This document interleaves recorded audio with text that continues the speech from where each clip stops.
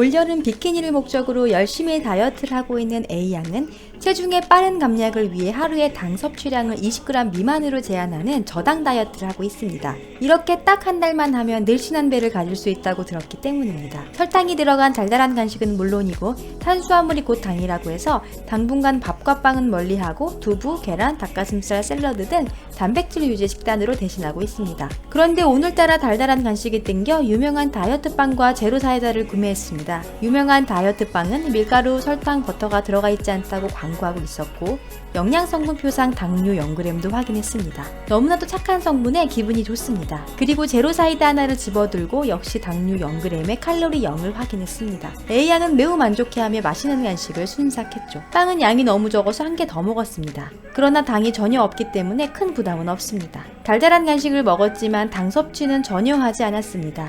그런데 A양은 알고 있을까요? 안타깝게도 방금 당 54g을 섭취했다는 사실을요. 하루에 당 20g 미만을 유지하는 저당 다이어트를 잘 하고 있다고 생각할 텐데 벌써 오늘 하루 당 섭취량이 초과되었습니다. 왜 이런 비극적인 일이 일어났을까요? 먼저 이 일을 제대로 이해하기 위해서는 요즘 말도 많고 탈도 많은 탄수화물이란 녀석에 대한 이해가 필요합니다. 다이어트에 탄수화물이 적이라는 것은 누구나 알고 있습니다. 지난 영상에서도 이야기했듯이 우리 몸에 당이 들어오면 우리 몸에 돌고 있던 유리지방산과 결합하여 지방이 되는 것이기 때문에 체중 감량을 위해서는 당 섭취량을 제한하는 것이 핵심이라고 이야기했습니다. 그런데 탄수화물이 곧 당이기 때문에 다이어트에 돌입하면 밥, 면, 빵, 떡볶이 등은 쳐다봐서도 안 되는 음식 1순위가 되죠. 그래서 그렇게 노력해서 탄수화물을 멀리했는데 최근에 탄수화물을 또 너무 안 먹어서 살이 빠지지 않는다고 하죠. 도대체 어떻게 해야 하는 걸까요? 먼저 탄수화물을 구성하고 있는 요소에 대해 알아봅시다. 탄수화물은 단당류, 이당류, 올리고당, 다당류로 구성되어 있습니다. 너무 복잡한 내용은 빼고 간결하고 핵심적으로 말하자면 단당류는 당이 하나밖에 없는 형태로 대표적으로 리보스, 포도당, 과당 등이 포함되어 있습니다. 이당류는 두 개의 단당류가 결합된 형태로 포도당과 포도당이 결합한 메가당, 포도당과 과당이 결합된 서당, 포도당과 갈락토스가 결합된 유당 등이 있습니다.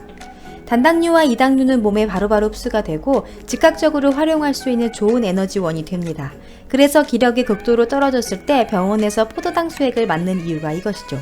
포도당 수액을 자주 맞으면 당뇨병에 걸린다는 루머가 있을 정도로 당 수치를 단기간에 올려주기 때문에 다이어트를 하는 사람에게는 가장 피해야 하는 당입니다. 올리고당은 3개에서 10개의 단당류로 구성된 탄수화물로 소화 및 흡수가 되지 않아 에너지를 발생시키지 않습니다. 때문에 다이어트를 하는 사람들이 설탕 대신 올리고당을 먹는 이유가 이것입니다. 그리고 다당류는 전분, 글리코겐, 식이섬유로 전분은 소화 흡수되어 당 수치를 올리고 글리코겐은 몸에서 생성되는 에너지원입니다. 그러나 식이섬유는 소화 효소로 분해되지 않아 에너지원으로 쓸 수 없습니다. 대부분 그대로 배설되며 장내 유익균들의 먹이가 되고 숙변을 제거해주는 기능이 있기 때문에 다이어트 시 식이섬유는 꼭 챙겨 먹어야 할 것 중에 하나입니다. 결론적으로 말하면 탄수화물에서 식이섬유를 빼면 모조리 당이 됩니다. 영양성분표상 당류로 나와 있는 것은 이 탄수화물 중 가장 소화 흡수가 빠른 단당류, 이당류를 말하는 것입니다.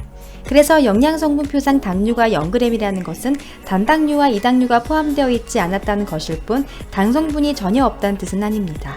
이제부터 다이어트를 하고 있다며 영양성분표상 주의 깊게 보아야 할 것은 탄수화물, 당류, 식이섬유입니다. 당류가 0g이더라도 탄수화물이 들어있다면 당이 포함되어 있는 것입니다. 그런데 만약 식이섬유도 포함되어 있다면 탄수화물에서 식이섬유를 뺀 수치를 당 함량이라고 생각하면 됩니다. 아까 A양의 사례를 다시 보면 밀가루와 버터, 설탕이 전혀 들어있지 않은 다이어트 빵을 먹었지만 탄수화물이 24g 포함되어 있었고 식이섬유는 없었습니다. 한 개는 양이 너무 적어 2개를 먹었습니다. 그리고 제로 사이다의 경우도 탄수화물이 8g 포함되어 있었고 식이섬유는 없었습니다. 따라서 당 성분을 전혀 섭취하지 않았다고 생각했지만 순식간에 54g의 당을 섭취한 것입니다.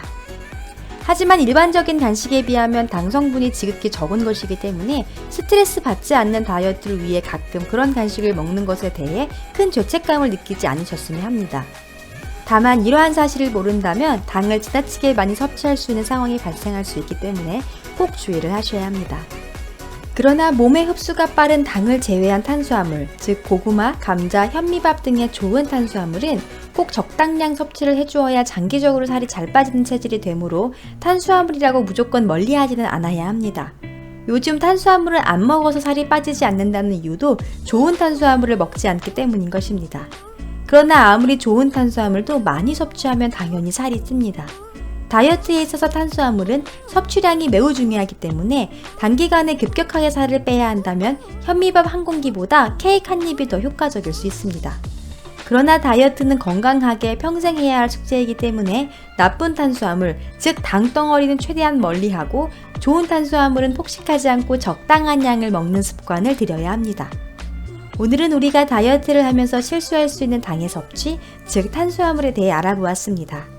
도움이 되셨다면 구독과 좋아요 부탁드리며 다음에는 더 좋은 내용으로 찾아오겠습니다.